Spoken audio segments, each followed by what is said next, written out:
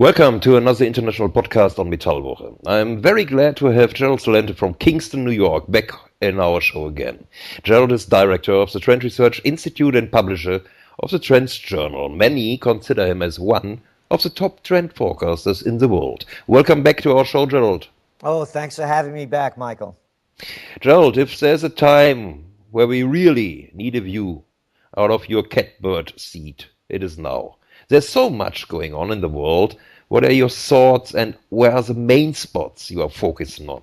Well, the main spots, there are really two of them, geopolitical and economic, and they're all tied together. We just saw what happened in Cyprus, for example. That affects the entire Eurozone, even though it's 0.2% of the GDP of the Eurozone. And then we're looking over in Italy with the inability to form a government and what's going on there with the five-star movement. And then in Germany with the new movement as well of the, as they call them in the United States, the elites of, it's funny, when PhDs come out against the government and what they're doing, then it's okay. But when just the average person comes out against what they're doing, they're called radicals. Yes. So we're looking at those events because, and then of course what's going on in Spain with all of a sudden exposing the royalties, the royal frauds that they are, because it's much bigger than that. It's when you look at the discontent with government and you look at what's going on economically, it's all tied together. If there was ever an off with their heads moment, it's starting to heat up now. And then you go over to Egypt. What a wonderful time over there. The economy is unraveling. John Anthony West, who's renowned for his work on the mystery of the Sphinx and, of course, is the executive editor of the Trends he just came back from there. And he's been going there for about, 30 years or more. And he's amazed. He's so troubled by the decline of the economy there and how poor things are getting when they were poor before. And then you see what's going on now with Bahrain and Qatar and Saudi Arabia, how they're really coming down on dissidents. And that's, I guess, the other word that they would use for people that don't agree with the government if they don't have a PhD, they're dissidents. And they're throwing them in jail for criticizing the king or the emir. And then you go over to the United States and the problems that we have here economically. I'm a guy that grew up in the Bronx, in Yonkers. And I know what life looks like in this country. I'm no kid, in my mid-60s. Mm-hmm. And I have to tell you, the decline here is as rapid in so many different ways in the terms of a society really digressing, socially, spiritually, economically. When you look at the facts, and that's all I like to really talk about, the rest is speculation, and I don't do that. The jobs that have been lost since the Great Recession began, the fact of the matter is, Michael, they're all high-paid, very well-paying, I should say, middle-class jobs. Those were the ones that were lost. The jobs that are now being created are in the so-called service sector.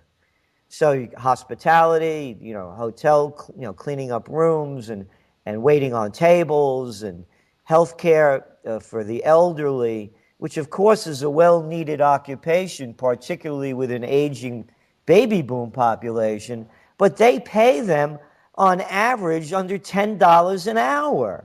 Yes. So they're not making any money. So what we're looking at is an economic downturn. At the same time, geopolitical tensions are increasing.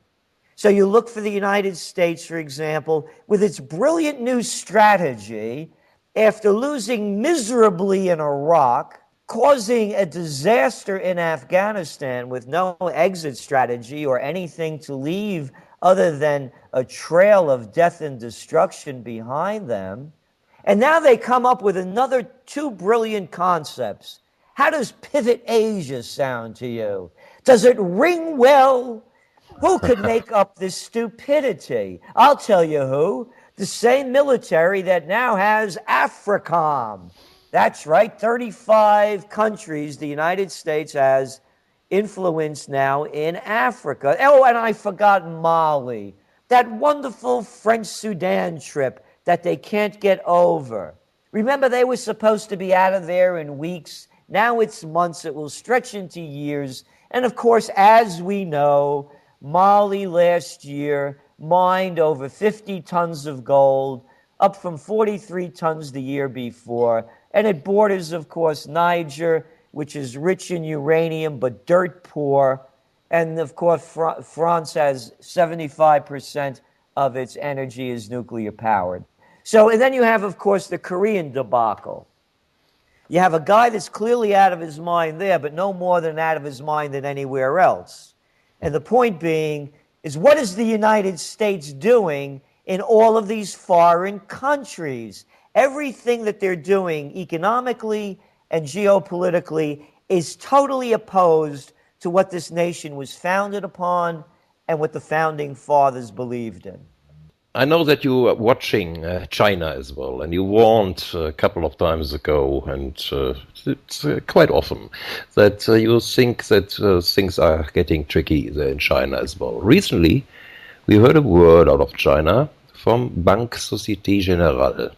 Quote, given Beijing's goal to restructure the economy, a relatively moderate economic growth is not a bad thing in the long run, and this could help policymakers focus more on the quality rather than on the speed of the economy. End quote. I think that is a brilliant statement. What's your thoughts here? I agree 100%. It's a brilliant statement. And this stupidity of continued economic growth at unsustainable levels is something that has been made up by mad men and mad women, as far as I'm concerned. It's an inorganic process to have continual growth in anything, and the economy is part of that anything. As you know, in the winter, there is no growth. In the autumn, it slows down. In the spring, it starts to bud, and in the summer, it begins to bloom. It's the same thing with our lives. Anything organic. The organic process does not sustain perpetual growth. And this is the smartest statement I've heard coming from anyone in the longest time. This is a time for retrenchment. It's a time to build what you already have and solidify it. It's a time to get rid of the weak parts and bring in the other elements of strength that could sustain the economy long term. So to me, this is really a very smart move because, as you well know, Michael, and of course you could disagree, I don't want to put words in your mouth, but as I see it, what China has done is really no different from what the Bank of Japan is now doing with its $1.4 trillion worth of so-called stimulus, what the QEs have done in the United States with the quantitative easing by, buying up $85 billion worth of mortgage-backed securities and treasuries each month, Sure. or what they're doing in Europe with the ongoing monetary transactions, long-time refinancing operations, and the endless buying up of bonds. So China did the same thing, but just differently. They spent their money to stimulate the economy by juicing the domestic economy, and now that has caused a bubble. But as you know, a single picture sometimes worth 1,000 words to describe a situation. I saw a cartoon picture a couple of days ago, I don't know where I found it, showing a man sleeping on a park bench. His body was only covered by some sides out of a newspaper, and they had the following headlines: stock market surges to record highs and corporate profits soar. Gerald, we see widening wealth gaps. We see that the household in the States on food stamps, on record highs, and we see social unrest, which are happening in Europe as well. Where are we heading? Again, that's what I said. If there was ever an off with their heads moment, it's starting to heat up. The gap between the rich and the poor is the widest in the United States than any of the industrialized nations. Remember, this is the country that people wanted to come to from around the world to get a shot at moving up to the middle class and becoming anything that you wanted to become, and your future was yours. Not anymore. It's a total takeover. We used to have a very, very quaint little thing in this country. There were such things as hardware stores. But now, of course, all we have is Lowe's and Home Depot, a complete monopoly. There was a thing called pharmacies. Now we have CVS and Walgreens and Rite Aid. Rite Aid for who? Not for the pharmacists that used to belong to the neighborhood and the community and opened up their own pharmacies. They're gone, by and large. And then we had another quaint thing as well. We had stationery stores. One right here down the block from me in Colonial Kingston, New York, O'Reilly's. Oh, and you could get anything there in so many different varieties. No longer. Now we have Staples. They've stapled everything together between them and Office Depot. It's a takeover. The merger of state and corporate powers, by definition, is fascism. And it's happening in the United States in front of everyone's eyes. You saw those numbers that came out. The billions of dollars that these so-called hedge fund people, heads, made last year. In the billions. Who ever heard of hedge funds when we were growing up? Who ever heard of private equity firms? This is new. It's a takeover. And it's not only a takeover in the United States, it's globally. And as you well know, that other wonderful piece of language that they love to dump on the people is when the economies go down and the countries have to bail themselves out. They've come up with a lovely term called privatization, which means taking valuable public resources and selling them to their buddies on the inside at a cheap bargain basement price. Exactly. Just if you think about what's going on in Portugal, where they are selling the water. So, Gerald, in this circumstance, very often I hear this, that people don't like if we get a little bit louder. But I think that people maybe should have to wake up. Sometimes I guess we have to give them a wake-up call, which where the real cause of anger and the waves of anger should be other than us getting a little bit louder. I know this when I watch your trends in the news, that there's a problem the same in the States. If you put the finger in something, people criticizing us for it. But I think if you watch Guantanamo or other things, I think there is a time to get a little bit louder, or not? I mean, it's ridiculous. Here's what I say. If Jesus Christ, the Prince of Peace, could become violent and pick up a whip to drive the money changers out of the temple, I could become angry. And there's a point when you should become angry. I'm a close combat practitioner. When your life is being threatened, you better be angry. And my life is being threatened. My life is being threatened with the poisons that they're dumping into the air. The poisons that lace our food and water. The wars that are being waged by psychopaths and sociopaths. You bet I'm angry. And I'm disgusted with these people that bow to the higher authorities of their chancellors and presidents and prime ministers. I am sick and tired of seeing my money wasted on red carpets being rolled out for a bunch of political flunkies. And all of these soldiers dressed up like clowns, saluting their commanders and chiefs of this and that. This is supposed to be democracy and equality. It's lost. And what I'm angry about more than that are the people that criticize, that don't have the courage, the dignity, and the respect to stand up and fight back. Instead, they get beaten down and they keep voting for their same torturers. It's one big Stockholm Syndrome, as the way I see it. Gerald, we cannot finish here without talking about the recent developments in gold and the silver markets. On Friday and Monday, there was gargantuan volume in the paper gold market. On the COMEX, more than 1 million contracts changed hands over those two trading days. These current environments and circumstances are very different to the time of the 1980s. I know that you are a long-time buyer in gold, and you are in gold for the long term. Can you give us a bit of your experience out of these old days, and what is the main difference today, please? I began my first buy of gold, Michael, was in 1978 at $187.50 an ounce. And I also bought on the highest day, too, in January of 1980. Oh, that was you? Yeah, that was me. I bought it at 75. Okay. That was the highest point in the trading day before it began to collapse. So, I was a young guy. I didn't know what I was doing. The whole thing was brand new. And that's the point. Back in the 1980s, the silver market, for example, it was controlled by the Hunt brothers in Texas. Correct. In 1980, there was no Russia. It was the Soviet Union. China, the only thing people knew of China was Mao Zedong. And India, they heard of Gandhi, but that was about it. Didn't know much of that. There was no global economy back then. There wasn't heavy trading coming out of Europe.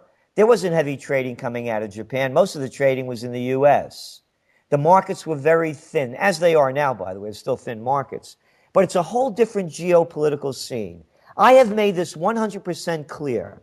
And as you well know, you could go to our website, TrendsJournal.com, look up our forecast page, and there it is in black and white. I call the beginning of the gold bull run when gold was at $275 an ounce. This is a very different emotion. I believe and here's the reason why. I never bought gold because of fears of inflation.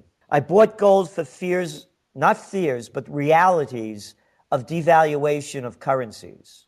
So, for example, we spoke about what Bank of Japan is doing, what the ECB is doing, what the Federal Reserve is doing, and what China is doing about pumping all of this money into keeping their economies going. They're debasing their currencies.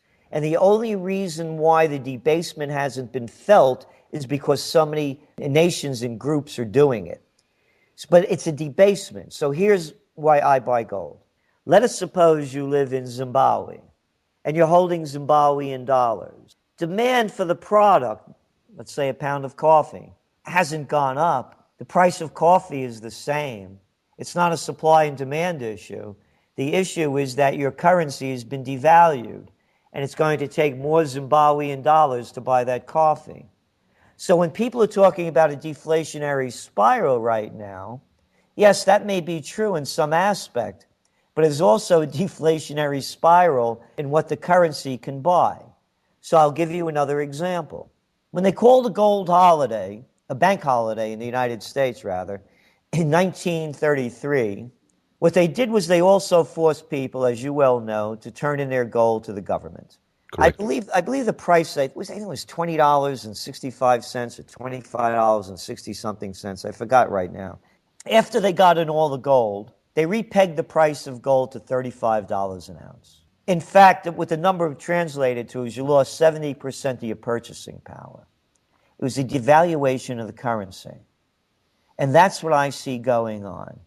I am in gold, and I remember the panic feeling, by the way, very well back in the 1980s. I don't have that feeling now. It's not panic to me. Yeah, they're knocking a lot of people out of the markets with these naked shorts and all the people that were playing the markets. Mm-hmm. But for me, I'm in this long term, and I feel very comfortable having gold. And anyone that doubts the value of gold, let's pretend for a moment that you're a Greek Cypriot and the banks are closed for nearly 2 weeks and you can't get any dough. The ATM machines are empty and there's no cashier to cash your check. Don't you wish you had some pieces of gold and silver?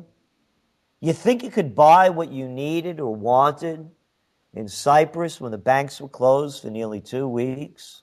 Not only could you buy what you need or wanted, I bet you could get a real good price for it as well.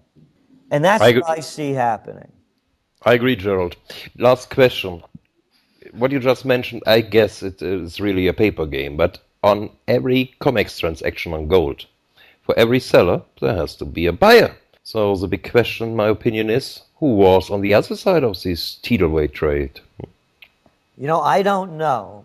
But I would not be surprised if it's people like the Chinese and India and Brazil and other countries that are looking to build their gold holdings for their central banks. And I bet there's a lot of speculators in there too that are behind the scenes that are shorting it and buying it. This was Gerald Celente, director of the Trend Research Institute and publisher of the Trend Journal. Gerald, thank you very much for joining us on MetallWoche again. And thank you so much for having me, Michael. All the best. All the best to you.